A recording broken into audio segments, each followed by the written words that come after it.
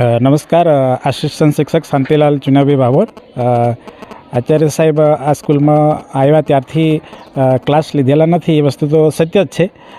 ક્યારે કોઈ શિક્ષક આવ્યા ના હોય અને ક્લાસની અંદરમાં કોઈ ના હોય ત્યારે ગયા હશે, બાકી જે એમને લેવાના થાય એ પ્રમાણે તાસ એમને લીધેલા નથી. અને એસએમસી કમિટીએ શાળા વિકાસ બાબતે જે કંઈ મુદ્દાઓની ચર્ચા કરી તે પ્રમાણે એસએમસી કમિટીની જે રજૂઆત છે તે મારા લેવલે તો સાચી છે, પરંતુ આચાર્ય સાહેબને એવું લાગે છે કે માનસિક ટોર્ચર કરવામાં આવે છે. વાસ્તવિકતાની અંદરમાં માનસિક ટોર્ચર એને કહી શકાય નહીં. આપણી ફરજના ભાગરૂપે આપણે જ એસએમસી કમિટીની મિટિંગ બોલાવવાની હોય અને જે તે ગ્રાન્ટોની માહિતી એસએમસી કમિટીના સભ્યોને આપવાની હોય અને કમિટીને સાથે રાખીને શાળા વિકાસના કામો કરવાના હોય છે.